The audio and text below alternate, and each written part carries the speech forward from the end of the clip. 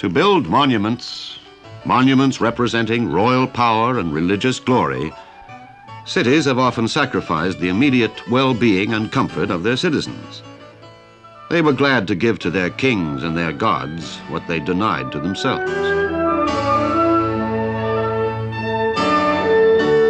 As long as the meaning of these great monuments remained alive, the sacrifice was partly repaid by visions of splendor and hopes of eternity, which lifted men's hearts and released their energies for the daily task. But there was a dark side to this blessing.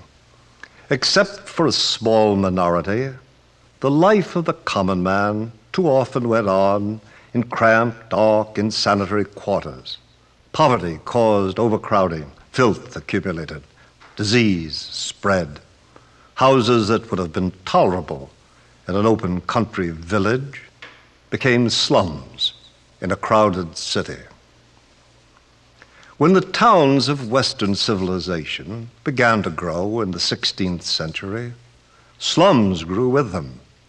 As workshops, factories, and crowded tenements expanded, the old core of the city shrank, and the old vision of a better common life faded, and every part of the city suffered.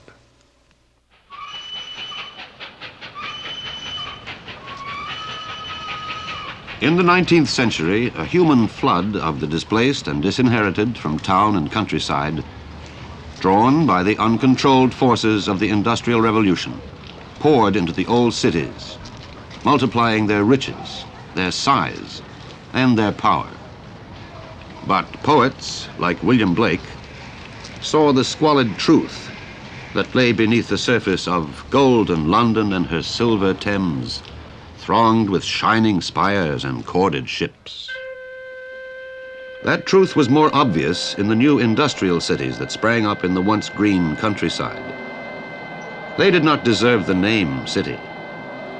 The city was jammed onto pieces of land left over between the dump heaps, the railroads, and the dark satanic mills. Bound him in an iron chain. They burned him in a holy fire where many had been burned before. The weeping parents wept in vain. Are such things done on Albion's shore? They were. And never before in history had so many people lived in such ugly and savagely debased surroundings. Their working hours were long, and their lives were short. I wander through each dirty street, near where the dirty Thames doth flow, and mark in every face I meet marks of weakness, marks of woe. In every cry of every man, in every infant's cry of men are bought and sold, and milk-fed infancy for gold, and youth to slaughterhouses led, and beauty for a bit of bread. Is this a holy thing to see in a rich and fruitful land, babes reduced to misery and fed with a cold usurious hand? Is that trembling cry a song? Can it be a song of joy? And so many people poor, it is a land of poverty. Every night and every morn, some to misery are born. Every morn and every night, some are born to sweet delight. Some are born to sweet delight. Some are born to endless night. Those whose greed or indifference helped create the slums fled from the city, turning their backs on it. The ears of the inhabitants were withered and deafened and cold, and their eyes could not discern their brethren of other cities. O Rose, thou art sick. The invisible worm has found out thy bed of crimson joy. Pity would be no more if we did not make somebody poor, and mercy no more could be if all were as happy as we. Though the city was the source of much of their riches, the wealthy in their country homes renounced most of the responsibility of making the city fit to live in.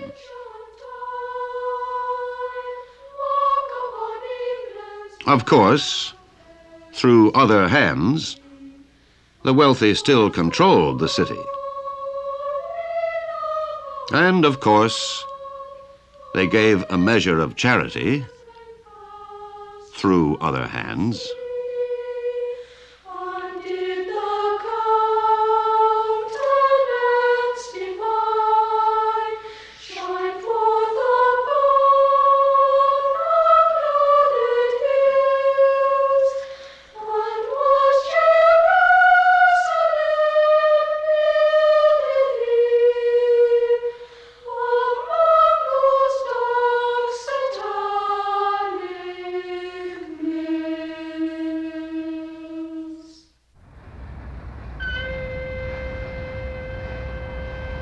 Slums still blemish and degrade our cities. Many of them are leftovers of the 19th century, as are the private and public interests that permit them to remain. More than 100 years of agitation and legislation have not wiped out the slums. Indeed, in most cities, they are increasing. Many of this century's slums may seem less foul and debased than those of the Industrial Revolution, but they have inherited the same legacy of physical congestion, the same spirit of social hopelessness.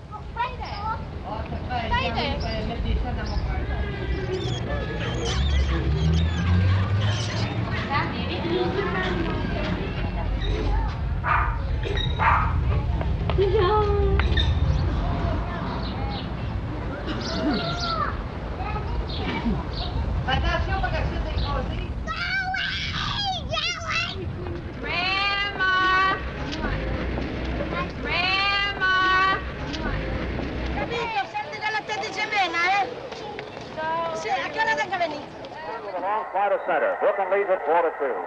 Barker throws. There's a long pass. It's going to be, I believe, the Giants win the pennant. The Giants win the pennant. The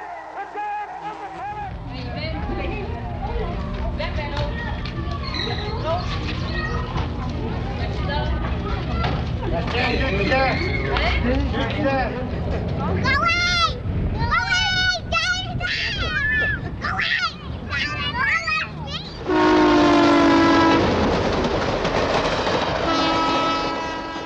Twentieth century reformers tried to eradicate the slums, but somehow the other side of the tracks usually remained the other side of the tracks.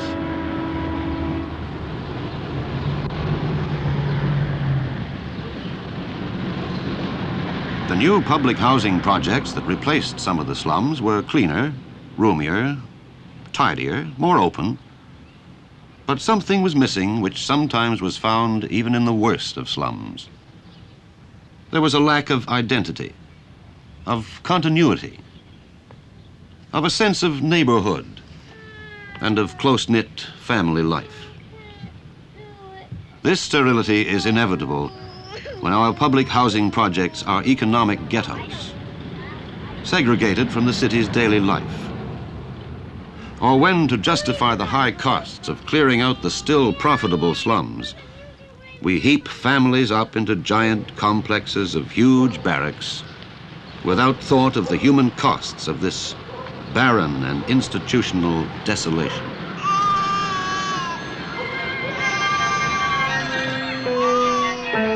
Ricky, bring the coffee over here. I don't want to. I want to sit over here. $389. Life is often more vigorous and spontaneous in semi-slums, which have so far escaped renewal. This is no justification for leaving things as they are. It simply emphasizes the steady deterioration of urban living areas. For the poor have had their sad revenge. The overcrowding that began in the slums and the sterility of most public housing projects is spreading to the homes of the middle and upper classes throughout the city.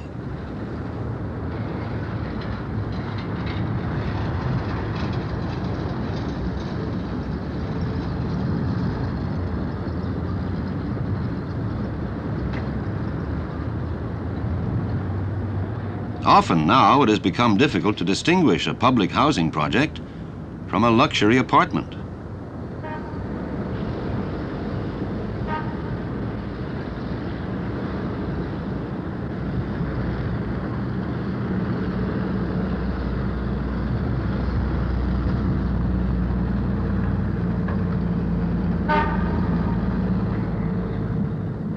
Constantly rising land values are crowding out the old homes and transforming pleasant neighborhoods into rows of expensive filing cabinets for human beings.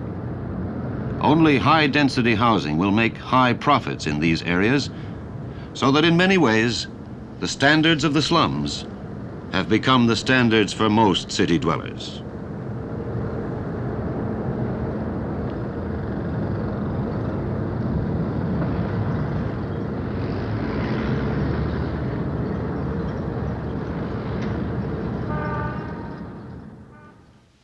conditions of living in slums, public housing projects, and luxury apartments are, of course, worlds apart. The more you pay, generally, the larger your rooms, the more numerous your bathrooms, the more extra space for guests or servants. Money will give you year-round air conditioning and a doorman or two to guard you from unwelcome guests or more dangerous intruders. But there are many human needs that cannot be satisfied by money or mechanization alone. In building communities, we need fresh air and direct sunlight everywhere, safety from traffic, insulation from noise, pleasant tree-lined walks and sheltered open spaces for relaxation, accessible schools, churches, markets, playgrounds, parks. These needs can be satisfied only by public effort and imaginative architectural design.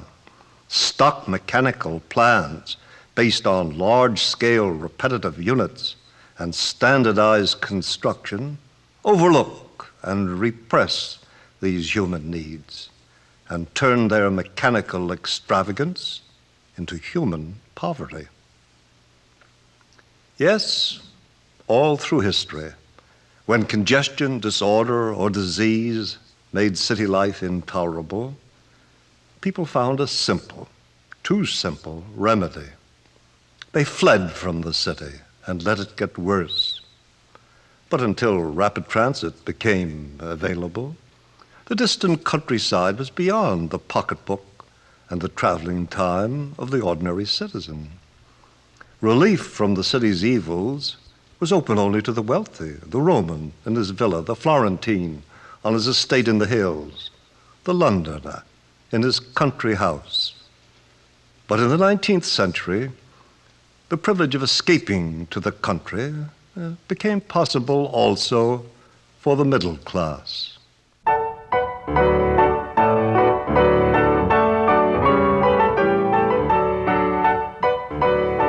The flight from the city of the well-to-do middle class at the turn of the century created the first suburban communities, with their park-like settings for the family home.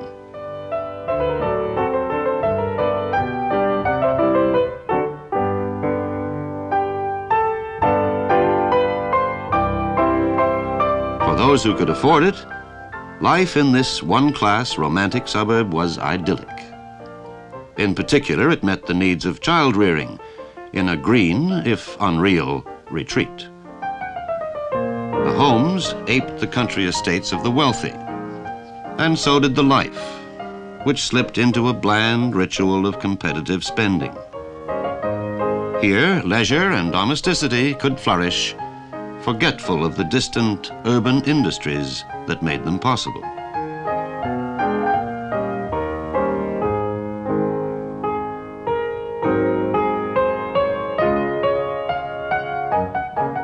In pushing away the city, the romantic suburb also pushed away the city's vigor and vitality. Life in the suburbs was not a drama full of challenges and tensions and dilemmas, but a play world. The play finally became an end in itself, but at least the suburb established play space as an essential part of the city, not to be crowded out by high land values. That was a permanent contribution.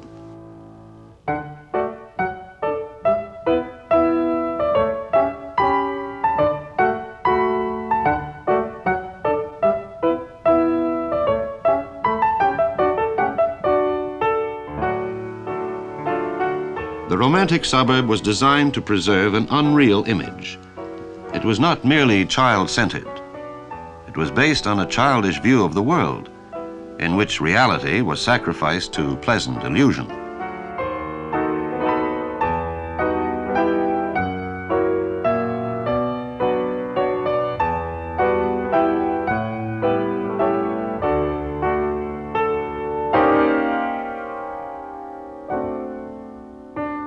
The romantic suburb lasted only a few generations.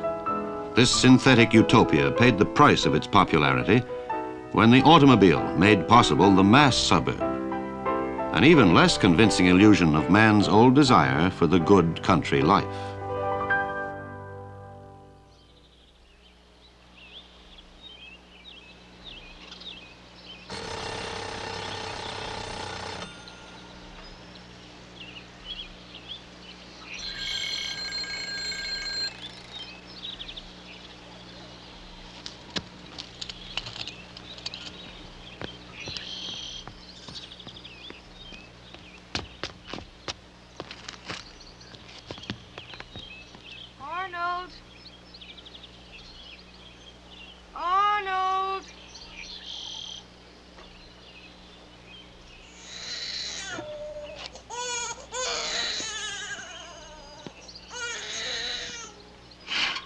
toute la journée. Bon, mais ça prend de la surveillance. C'est bien beau peser sur du plomb pour que ça tape. Mais ça prend de la surveillance. Ça prend quelqu'un pour surveiller ça. Puis garder les enfants.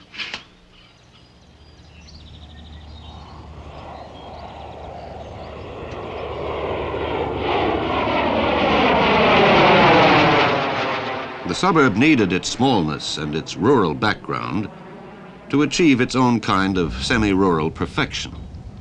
As soon as the motor car became common, the pedestrian scale of the suburb disappeared, and so did most of its individuality and charm.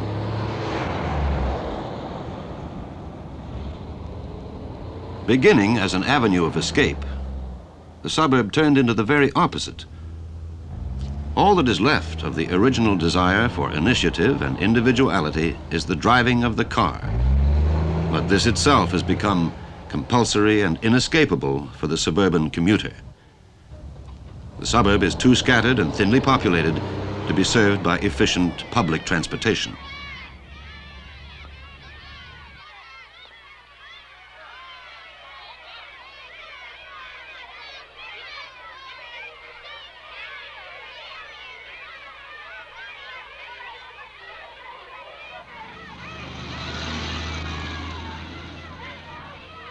Older children may still walk to school, but as distances increase, the school bus and the chauffeur parent eliminate the leisurely companionship of going to school.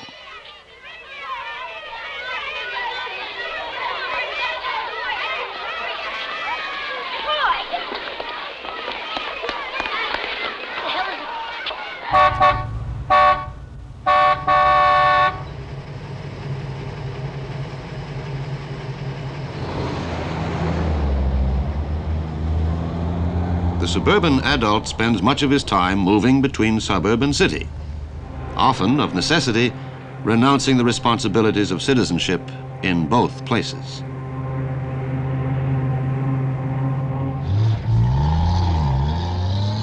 Once adult males and older children have departed, the suburban routine may be disturbed only by the delivery man, often the only break in the monotony of the day to come.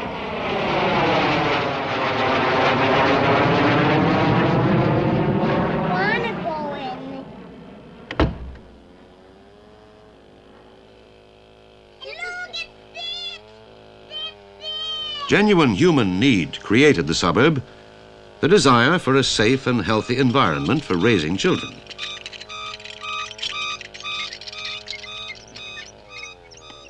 And I want that one with Lainey had. Where's that one that you had? I want it. Come on. No, I can't do it by myself now. I almost got it.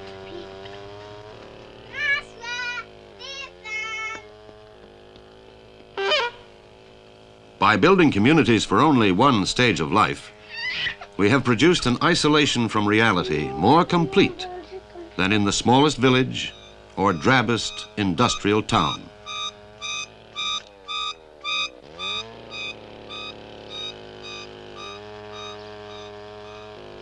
But I want you to help me, Mommy.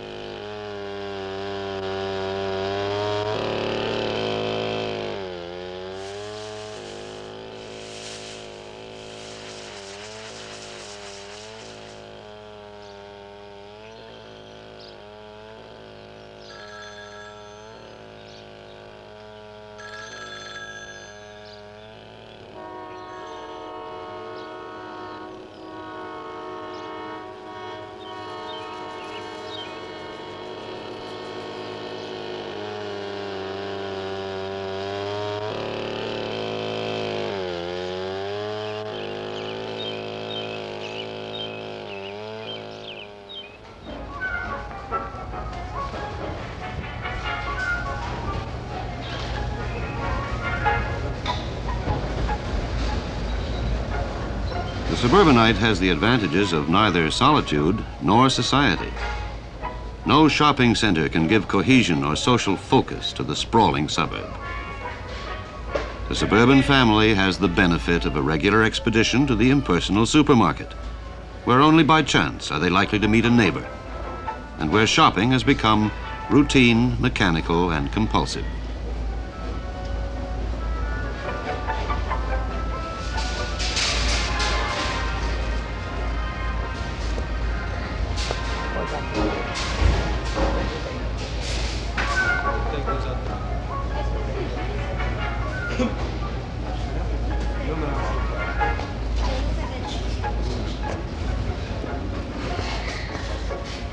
Suburbia offers poor facilities for meeting, for conversation, for common action. It favors silent conformity.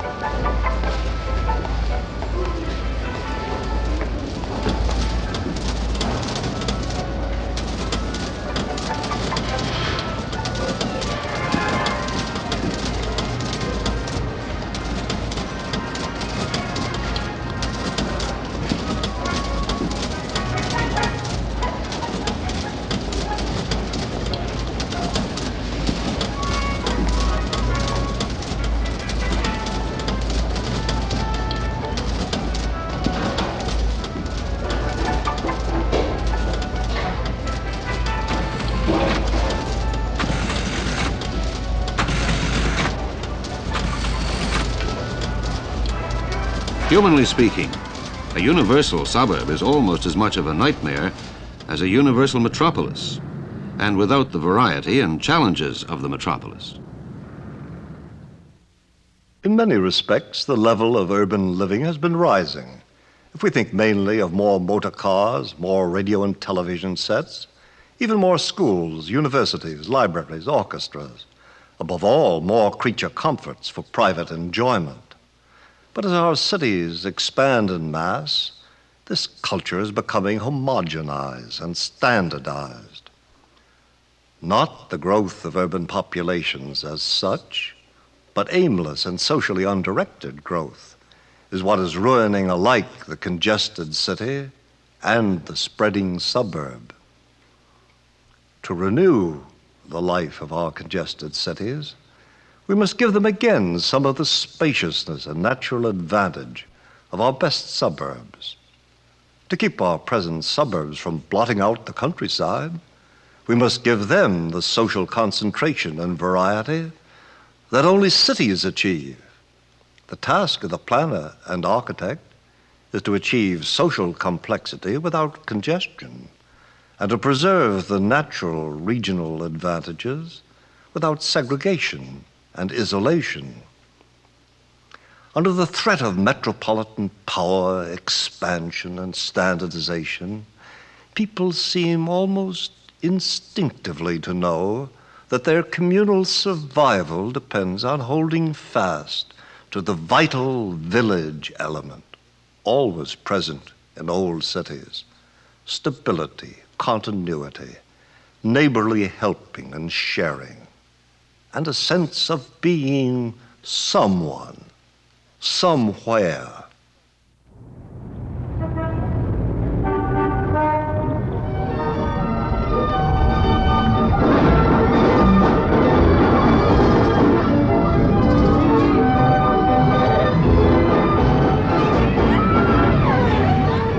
Even in the least promising places in our great urban agglomerations, the village spirit may persist.